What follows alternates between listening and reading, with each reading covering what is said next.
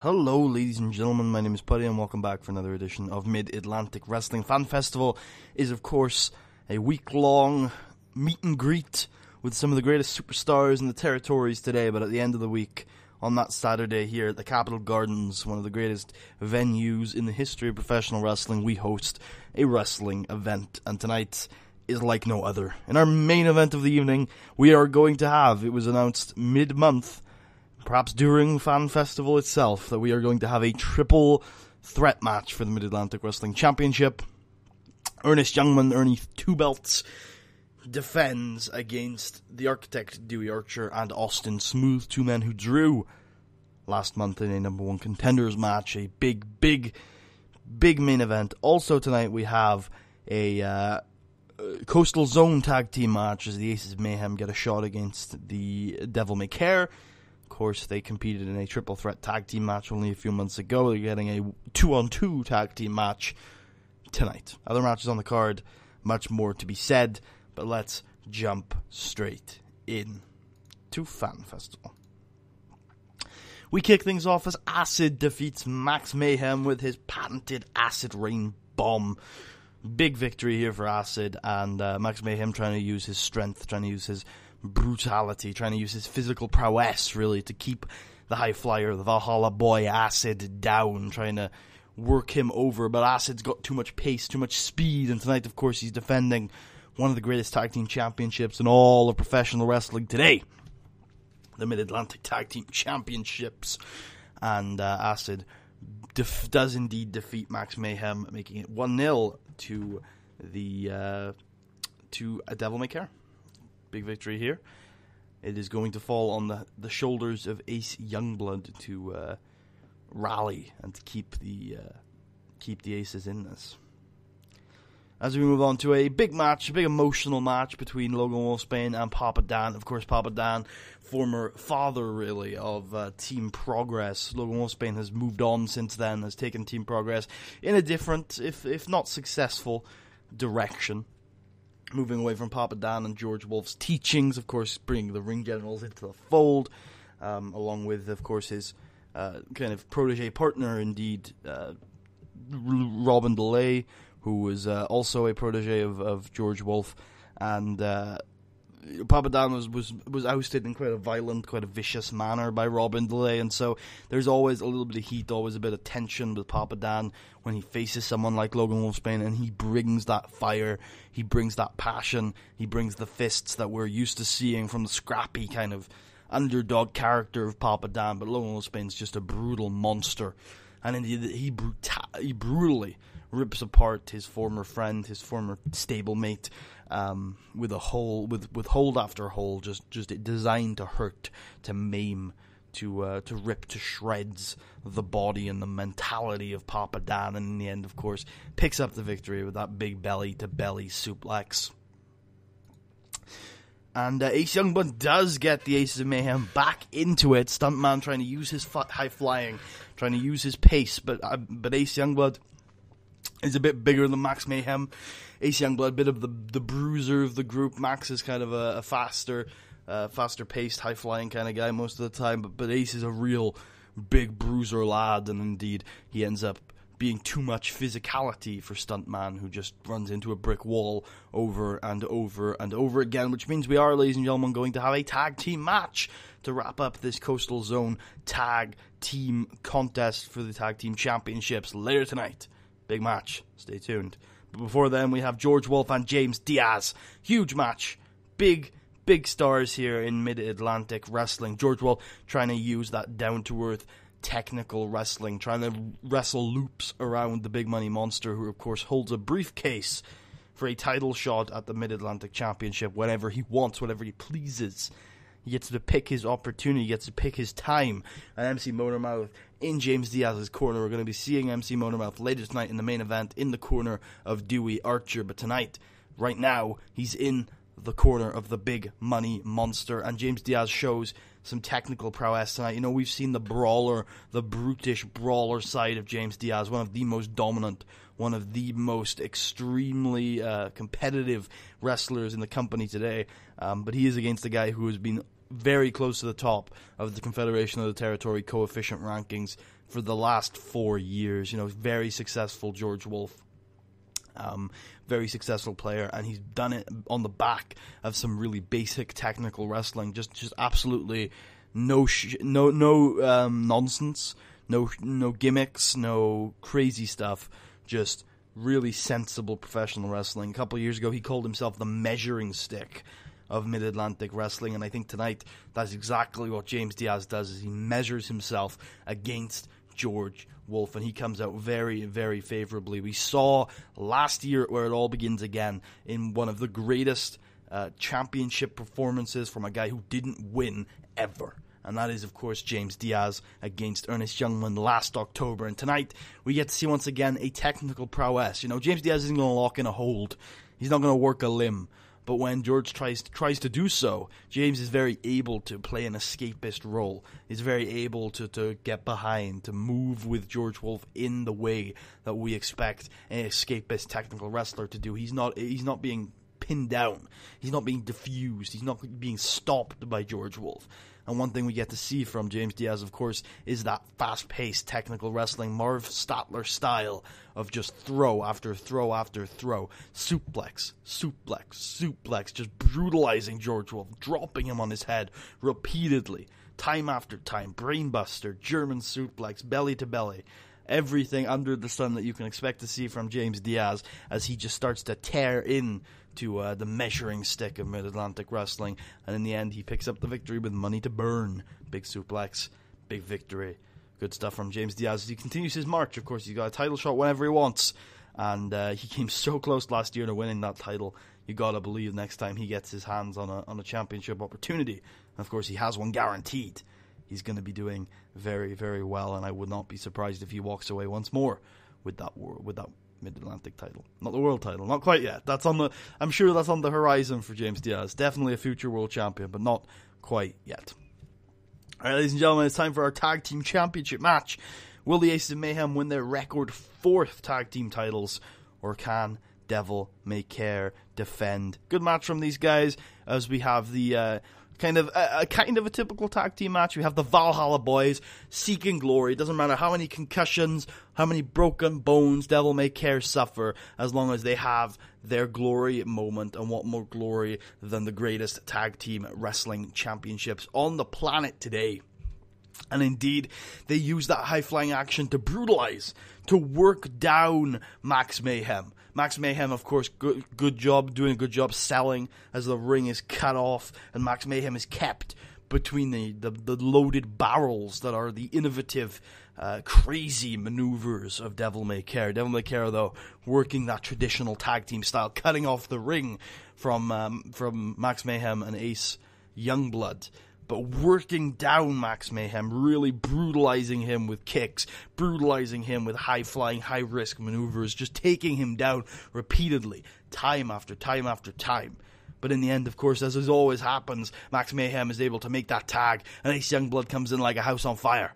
Ace Youngblood comes in with the brutal clotheslines, big drop kicks, big kicks to the abdomen, big kicks to the head. Everything you can expect from the bull in a china shop that is Ace Youngblood, with that Native American blood flowing through him. He just throws everyone around. One of the hottest tags in the business today. But then the Valhalla boys don't care how many times you throw them around, because they're going to get back up and they're going to throw themselves at you. They're going to use their bodies as a weapon. They are reckless intent. Devil May Care attitude that has seen them to become one of the greatest, if not the greatest tag team in the history of this company. And they take it to Ace Youngblood. Max Mayhem, already brutalized, already victimized, just sits in the corner and cannot help. And indeed, in the end, Devil May Care get the better of Ace Youngblood, who has to tag out. And Max Mayhem is in no shape to continue the match. And Jump the Shark hits, and Max Mayhem falls. And Devil May Care are still your Mid-Atlantic tag team champions. Ladies and gentlemen, it's now time for our main event of the evening. I guess it's not really a surprisingly short show today. It's my first of a recording session, which tends to be quicker, and it's also pretty much an all-match show, so I'm not that surprised. A triple threat match will close off the evening. Ernest Youngman has been champion for almost 2 years. I think he won it where it all begins again. So it would be a year and like a half. So it's been a while. Ernest Youngman, one of the longest reigning champions in Mid-Atlantic Wrestling history, is looking to get to the 2-year mark this October. He's also looking to make this the year of Ernest Youngman. He wants to win all the belts he's never won before. The World Tag Team Championships, the Mid-Atlantic Tag Team Championships. Only titles he has never won.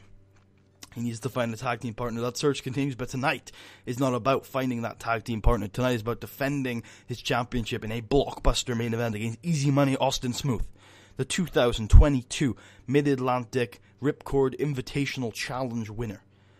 Easy Money, one of the smoothest professional wrestlers in the business today, says he has the beating heart of professional wrestling, while Ernest Youngman is the wrestling machine, the best there's ever been. The ace that runs this place, the Mid-Atlantic Wrestling Champion and the World's Heavyweight Champion. Austin Smooth says he lacks that heart. He's just a machine. He's just a wrestling machine, like the Stones, like those Canadian wrestling machines that are so often criticized for not having the passion and the heart. Austin Smooth says he has that heart. He has that passion.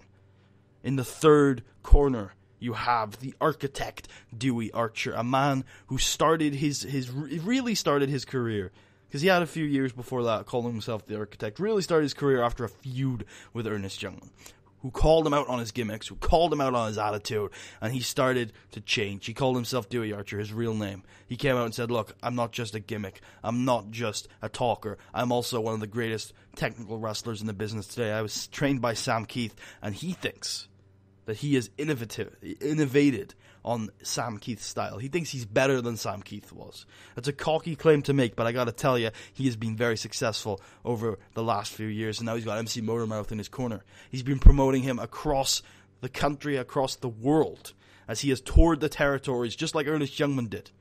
And he has picked up wins in Puerto Rico, in California, in New York, anywhere you want to talk about.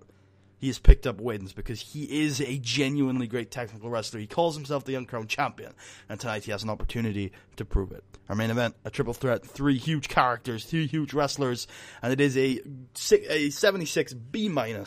And these three, really take it to each other. They're all technical wrestlers. This is a grapple fuck fiesta.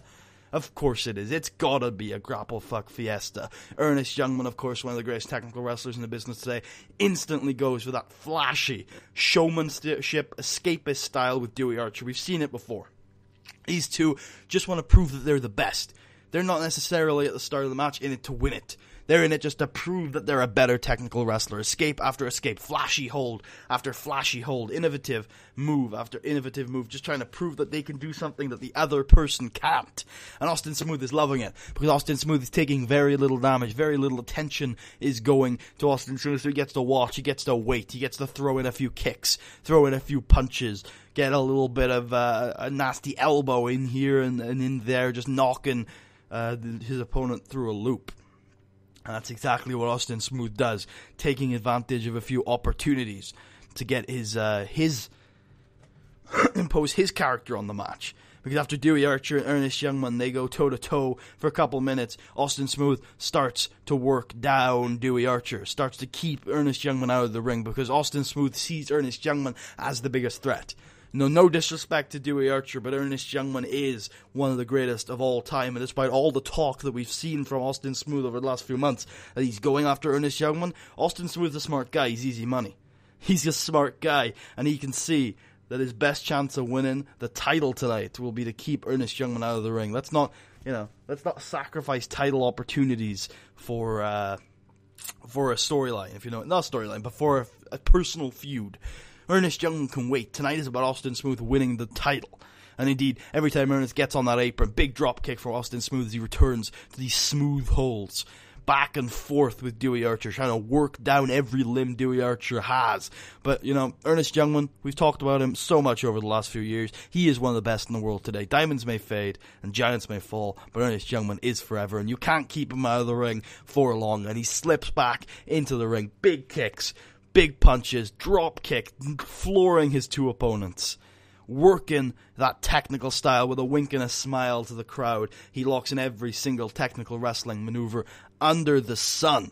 We're going hold for hold for hold, working limb after limb after limb, and he's going from opponent to opponent.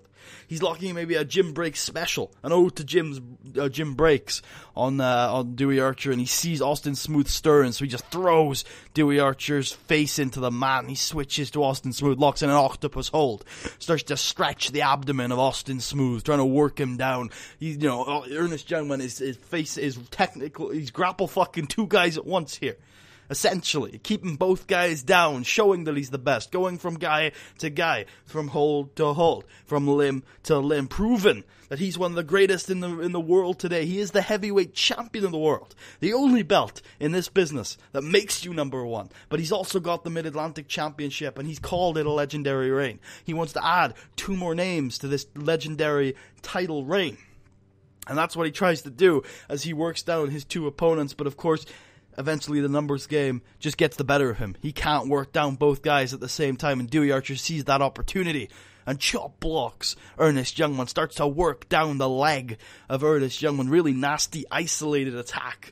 You know, Mid-Atlantic Wrestling, we're a technical wrestling promotion in a lot of ways, but you don't see attacks on limbs like you perhaps have seen in other technical wrestling promotions. It's all about control here.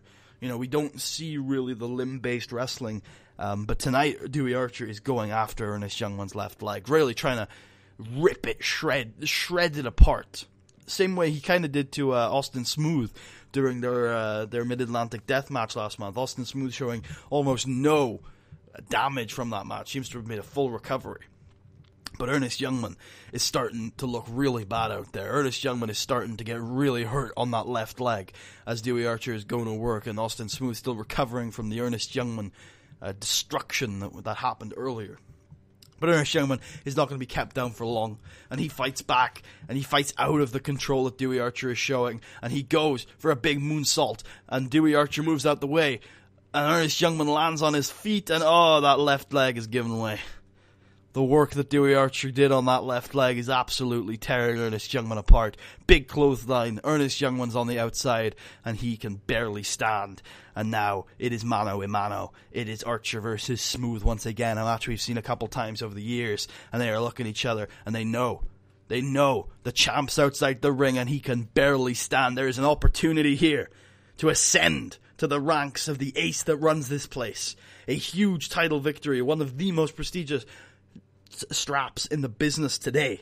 And they look each other up and down, and there is a clear mutual understanding that one of them is probably going to become the champion tonight, and it is time to have a grapple fuck fiesta for the ages. And of course, it is smooth as hell. Escape after escape. Both men going for clinical, match-ending moves now. We're not talking about just escapism, just showmanship. Both men going for that proton lock, going for that smooth hold, going for that blueprint, his old finisher, the Architect. Of course, both men just trying to figure it out, and Austin Smooth tries to go for that smooth hold, hits the ropes first to try and knock Dewey Archer down, and of course MC Motormouth grabs Austin Smooth's foot, and that momentary lapse is just enough for Dewey Archer to hit a cutter and follow it up with a proton lock. Middle of the ring, Ernest Youngman, you can see him outside the ring, he can see his title slipping away, and he tries to get up on the apron, and that left leg gives way. Ernest's face goes falling into the apron, and it's done. And now, middle of the ring, Austin Smooth taps out, and the Architect, Dewey Archer, is the Mid-Atlantic Wrestling Champion. After the match, he of course celebrates. He is celebrating with his manager, MC Motormouth. The two of them come together and embrace. It is the end of the Dewey Archer kind of Confederation of the Territories tour.